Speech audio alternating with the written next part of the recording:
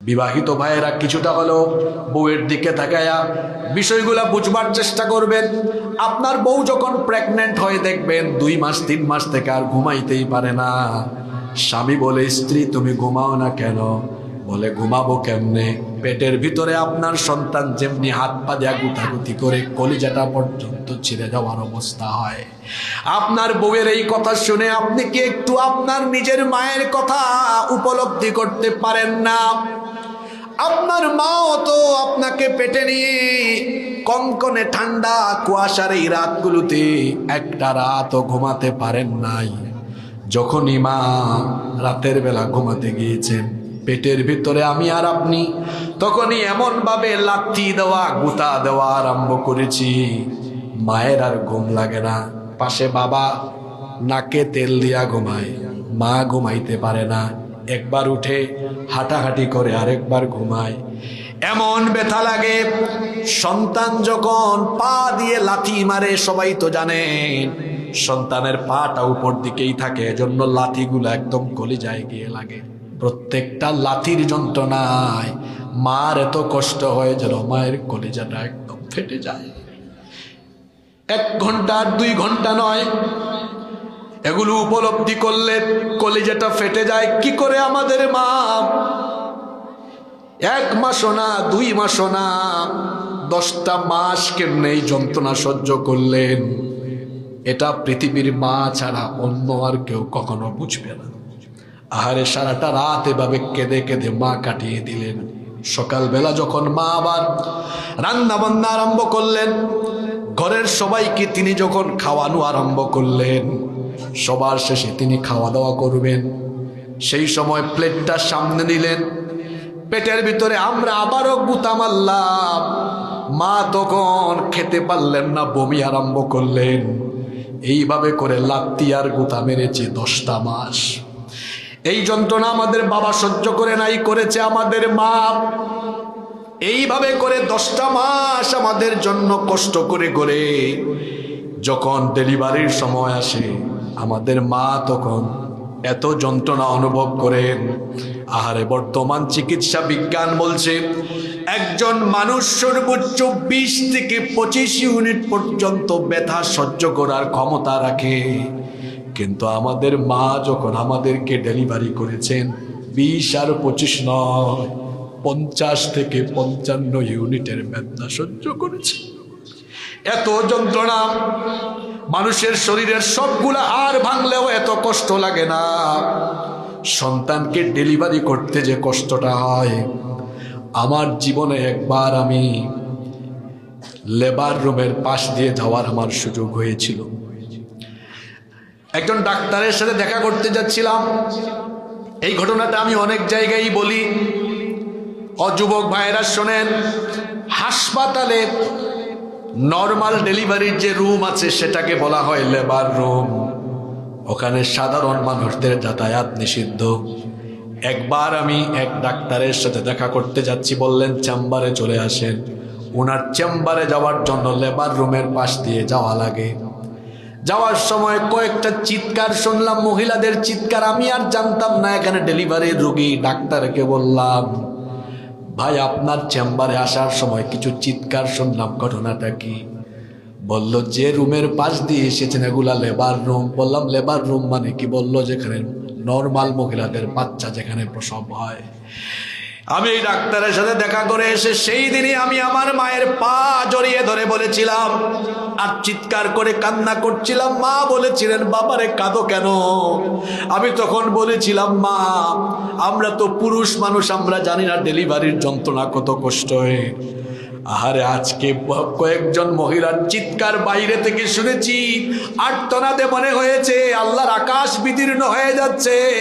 জানি না মা 30 বছর আগে যখন তোমার পেট থেকে বের হয়েছি তুমি কতটা জুড়ে চিৎকার করেছো, কি যন্ত্রণা, কি কষ্ট। এখানে মায়ের যন্ত্রণার শেষ নয়। আহারে ডেলিভারির সময় আমাদের মা এত বেশি রক্তাক্ত হয়েছেন। জিহাদের ময়দানে মুজাহিদ যেমন রক্তাক্ত হয়, আমাদের মা আমাদেরকে জন্ম দিতে গিয়ে রক্তের নদীতে সাঁতার কেটেছেন।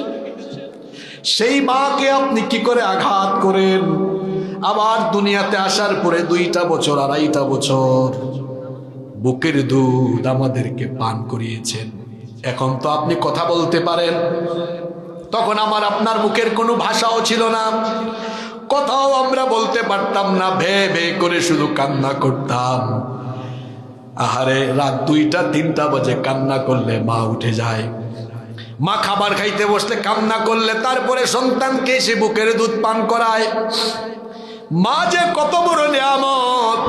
এই ঠান্ডার রাতে আপনি ঢাকায় যান, ছাগলনাইয়া থেকে ঢাকায় গেলে, ঢাকা থেকে গভীর রাতে বাড়ি ফিরলে কেউ আপনার জন্য টেনশন করবে না। যাদের মা আছে এটা তারা জানে। মা একটু পর পর ফোন দিয়ে বলবে, বাবারে এত কুয়াশা, 2 হাত দূরে মানুষ দেখা যায় না, বাস দিয়ে গাড়ি দিয়ে আসতেছো, সাবধানে চালাইও, সবাই ঘুমায় গেছে, আমার তো তোমার টেনশনে ঘুম লাগে না। রাত 3টা বাজে এসে দেখবেন বাড়িতে কেউ সজাগ নাই, কিন্তু মা ঠান্ডার মধ্যে দাঁড়ায় দাঁড়ায় আপনার অপেক্ষা করে। এইটা হলো আপনার মা। এইভাবে করে 3টা যন্ত্রণা আমাদের মা সহ্য করেছেন, যেটা পৃথিবীর কোনো বাপ এই কষ্ট সহ্য করে নাই। একটা হলো 10 মাসের গর্ভধারণের যন্ত্রণা, আরেকটা হলো ডেলিভারির যন্ত্রণা, আর আরেকটা হলো 2 বছর বুকের দুধ পান করানো। বলেন তো দেখি এই 3টা কাজ বাবার না মায়ের? সবাই বলেন বাপের না মায়ের? আপনারা পুরুষ মানুষ, আপনাদেরকে ওয়াজ করে এগুলা বোঝানো যাবে না। গর্ভধারণের কষ্ট আপনারা বুঝবেন না, আমিও বুঝবো না, এটা কেবল অনুভবের বিষয়। 2 নাম্বার হলো ডেলিভারির যন্ত্রণা, 3 নাম্বার হলো 2 বছর বুকের দুধ পান করানোর কষ্ট। এই 3টা কষ্ট বাবা করেন নাই, মা করেছেন।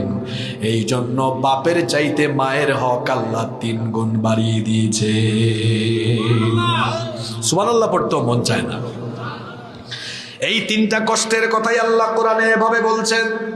কোরআনে কারীমের 46 নম্বর সূরা সূরাতুল আহকাফের 15 নম্বর আয়াতে আল্লাহ বলছেন, ওয়াওয়াসাইনাল ইনসানা বিওয়ালিদাইহি ইহসানা হামালাতুহু উম্মুহু কুরহা ওয়া ওয়াদাআতুহু কুরহা ওয়া হামলুহু ওয়া ফিসালুহু 30 শাহরা।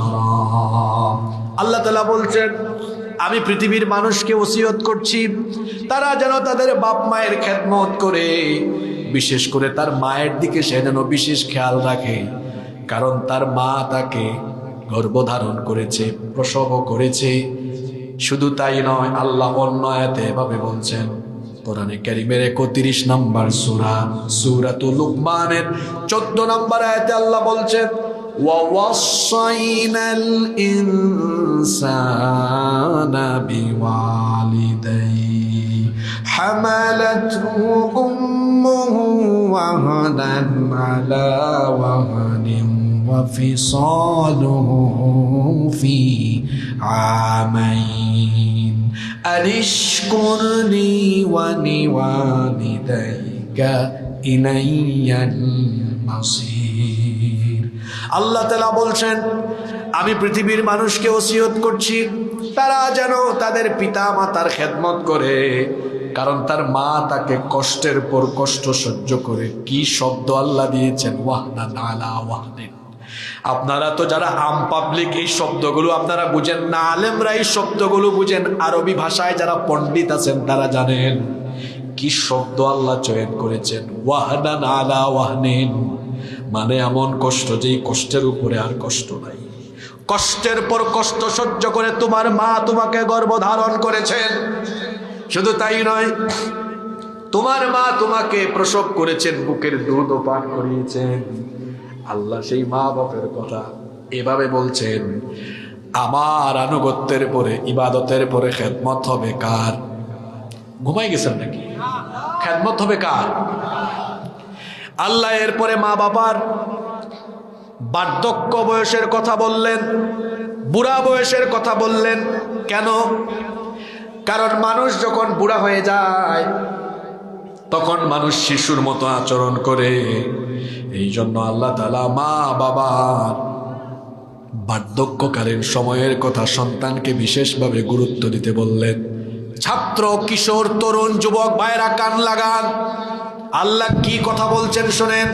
আল্লাহ বলছেন, ইম্মা ইয়াবলুগান্না ইনদাকাল কিবারা আহাদুহুমা আও কিলাহুমা ফালা তাকুল লাহুমা উফফিন ওয়ালা তানহারহুমা ওয়া কুল লাহুমা কওলান কারীমা।